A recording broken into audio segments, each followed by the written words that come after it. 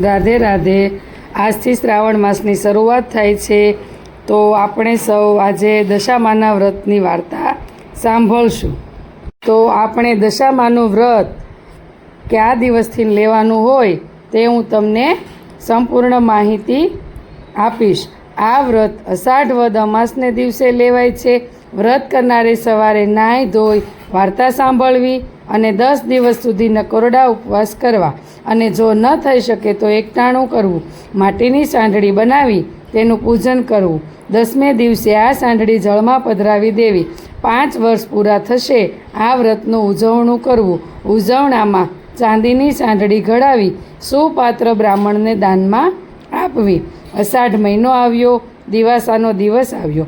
ગામની સ્ત્રીઓ ભેગી મળી દશામાનું વ્રત કરવા માટે નદીએ નાહવા ગઈ। નદીને કાંઠે રાજાનો રાજમહેલ હતો।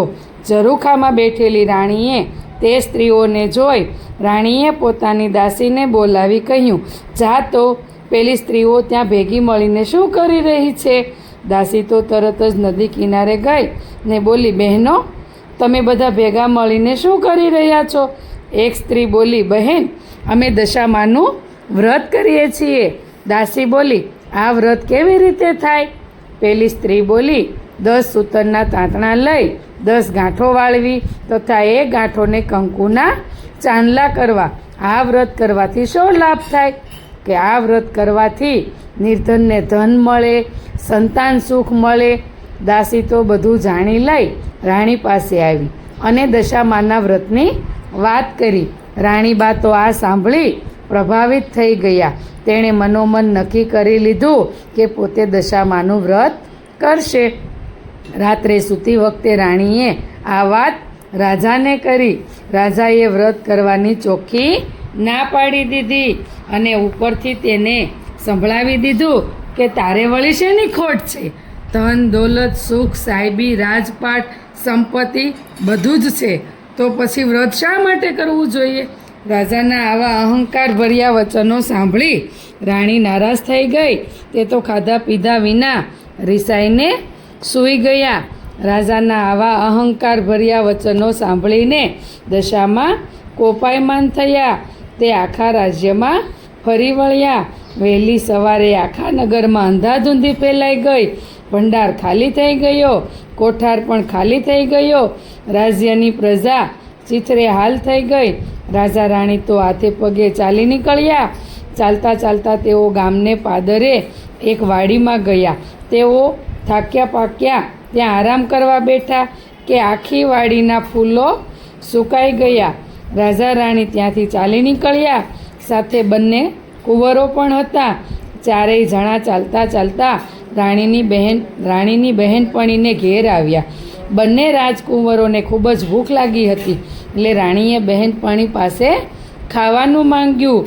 એટલે તે ખીજાઈને બોલી, જા જા રાંડ ભિખારણ, મારા રાજ્યમાં આવી બટકું રોટલો માંગતા લાજ ના આવી? આવા વેણ સાંભળી તેઓ ત્યાંથી આગળ વધ્યા। રસ્તામાં એક વાવ આવી। બંને કુંવરોને ખૂબ તરસ લાગી હતી, એટલે તેઓ પાણી પીવા વાવમાં ગયા કે દશામાએ તેમને વાવમાં ખેંચી લીધા। આ જોઈ રાજા રાણી કલ્પાંત કરવા લાગ્યા। રાજાને ખાતરી થઈ ગઈ કે નક્કી આ બધું દશામાના વ્રતનું અપમાન કરવાનું જ કારણ છે। રાજાને મનથી ખૂબ જ પસ્તાવો થવા લાગ્યો। તેમણે રાણીને આશ્વાસન આપતા કહ્યું, કલ્પાંત ન કરો રાણી, જેણે કુંવરો આપ્યા હતા તેણે લઈ લીધા છે। આપણી દશા ફરી ગઈ છે। સાચે જ દશામાં આપણા ઉપર કોપિયા લાગે છે। તેઓ કલ્પાંત કરતાં કરતાં આગળ વધ્યા। રસ્તામાં રાજાની બહેનનું ગામ આવ્યું। રાજાએ પોતાની બહેનને સમાચાર મોકલાવ્યા અને પોતે ગામને પાદરે મુકામ કર્યો। બહેનને સંદેશો મળતા તેમને લાગ્યું કે જરૂર ભાઈને કોઈ દુઃખ પડ્યું છે, નહીંતર હાથી ઘોડા અને રથ વગર તેઓ આવે જ નહીં। આમ વિચારી બહેને સુખડી બનાવી। માટલીમાં સુખડી તથા સાવ સોનાનું સાંકળું મૂકી પોતાના ભાઈને મોકલાવ્યું। ભાઈને માટલું મળ્યું અને માટલું ખોલીને જોયું તો સુખડીની જગ્યાએ ઈંટોના ટુકડા થઈ ગયા અને સાંકળાનો સાપ થઈ ગયો। આ જોઈ રાજા વિચારમાં પડી ગયો। તેને થયું કે પોતાની સગી માજણી બહેન પોતાના ભાઈને મારી નાખવા તો ન જ ઈચ્છતી હોય, જરૂર આ દશામાંનો કોપ જ છે. આમ વિચારી રાજાએ તે માટલીને ભોંયમાં દાટી દીધી અને રાણીને લઈ આગળ ચાલવા લાગ્યા. આગળ જતાં એક મોટી નદી આવી. નદી કાંઠે ચીબડાના વાડા હતા. રાણીએ ખેડૂતને કહ્યું, ભાઈ અમને ખૂબ જ ભૂખ લાગી છે, એક ચીબડું ખાવા આપો તો સારું. ખેડૂતે તેમને એક ચીબડું તોડીને આપ્યું. રાજા રાણીને નિયમ હતો કે સૂર્યનારાયણ અસ્ત થયા પછી ખાવું પીવું નહીં, તેથી રાણીએ ચીબડું સાંડલામાં સંતાડી દઈ સૂઈ ગયા. એવામાં અજાણ્યા સૈનિકો આવ્યા. પાસેના ગામમાં રાજાનો કુંવર રિસાઈને મોસાળ નાસી ગયો હતો, તેથી તે સૈનિકો તેને શોધતા અહીં આવી ચડ્યા. તેણે રાણીના સાંડલામાં કાંઈક સંતાડેલું જોઈ બોલ્યા, બહેન તમારા સાંડલામાં આ શું છે? ભાઈ આ તો ચીબડું છે. સૈનિકોએ તેને બહાર કાઢી બતાવવા કહ્યું. રાણીએ તો સાંડલામાંથી ચીબડું બહાર કાઢ્યું, પણ દશામાના કોપે તે ચીબડું કુંવરનું માથું થઈ ગયું. આથી સિપાહીઓ ખૂબ જ ગુસ્સે થઈ ગયા અને બોલ્યા, તમે જ રાજાના કુંવરને મારી નાખ્યો છે.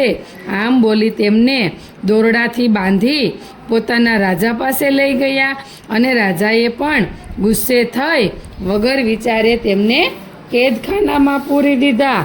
આમ રાજા રાણી જેલમાં દુઃખના દિવસો પસાર કરવા લાગ્યા. સમય જતાં વાર લાગતી નથી. એવામાં અષાઢ મહિનો આવ્યો અને દિવાસાનો દિવસ આવ્યો.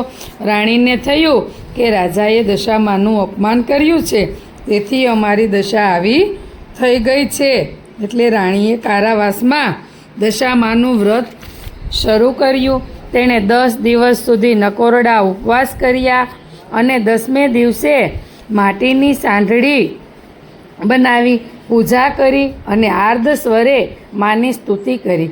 રાણીની ભક્તિ જોઈ દશામાં તેના ઉપર પ્રસન્ન થયા. આથી તેઓ નગરના રાજાના સ્વપ્નામાં આવી બોલ્યા, હે રાજન, તે આ રાજા રાણીને વગર વાંકે કારાવાસમાં પૂર્યા છે, તો તેમને છોડી દે.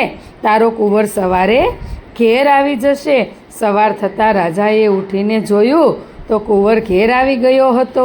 આથી રાજાએ જાતે જ જઈ પહેલાં રાજા રાણીને કેદમાંથી મુક્ત કર્યા અને તેમની માફી માંગી. પછી સારા વસ્ત્ર પહેરાવી તેમને માનપાન સાથે વિદાય કર્યા. હવે રાજા રાણીને લાગ્યું કે આપણી વળતી દશા લાગે છે, ચાલો આપણે ઘેર જઈએ. તેઓ ચાલતા ચાલતા બહેનને ગામને પાદરે આવ્યા. રાજાએ ત્યાં જઈ પેલી માટલી ખોદીને કાઢી અને ઉઘાડીને જોયું તો તેમાં સરસ મજાની સુખડી અને સોનાનું સાંકળું હતું. રાજા તે સુખડી અને સાંકળું લઈ વાવ પાસે આવ્યા. ત્યાં દશામાં એમના બંને કુંવરને લઈને ઊભા હતા. રાજા રાણી આવ્યા એટલે એમના કુંવર એમને સોંપી દીધા. રાજાએ તેમને પૂછ્યું, તમને આ કુંવરો ક્યાંથી મળ્યા? તેના જવાબમાં દશામાં પોતાના અસલ સ્વરૂપમાં પ્રગટ થયા અને તેમને આશીર્વાદ આપતા કહ્યું, હવે તમારી વળતી દશા થઈ છે, તો તમે વ્રતનો મહિમા સમજો અને રાજ્ય સંભાળી લ્યો. રાજા રાણી દશામાના ચરણોમાં ઢળી પડ્યા અને તેમની માફી માંગી. રાજા રાણી અને કુંવર ત્યાંથી ચાલી નીકળ્યા. જે બહેનપણીએ પહેલાં જાકારો દીધો હતો તે અત્યારે ઓરડા બહાર ઊભી હતી. તેણે રાણીને ઓળખી ભેટી પડી અને બોલી, બહેન બહુ દિવસે આવ્યા, આજે તો તમને નહીં જવા દો. રાણીએ કહ્યું, મારી દશા કઠણ હતી ત્યારે તમે કકડો રોટલોય આપ્યો ન હતો, તેથી હવે અમે અહીં રહીશું નહીં. આમ કહી તેઓ ત્યાંથી ચાલી નીકળ્યા. ત્યાંથી ચાલતા ચાલતા તેઓ ગામને પાદરે આવેલી વાડીમાં આવ્યા. સુકાયેલી વાડી તેમના આવતા લીલીછમ થઈ ગઈ. ગામમાં સમાચાર પહોંચ્યા કે રાજા રાણી દુઃખ વેઠીને પાછા આવે છે. ગામના લોકોએ વાજતે ગાજતે સામૈયું કરી તેમને તેડી લાવ્યા. તેમના રાજ્યમાં પહેલાં જેવું સુખ થઈ ગયું. રાજા રાણીએ 5 વર્ષ સુધી દશામાનું વ્રત કર્યું. વ્રત પૂરું કરી તેમનું ઉજવણું કર્યું. જય દશામાં, તમે જેવા રાજા રાણીને ફળ્યા તેવા સૌને ફળજો. વ્રત કરનારને, કથા વાંચનારને, કથા સાંભળનારને સૌને ફળજો. જય દશામાં. બોલો દશા માતની.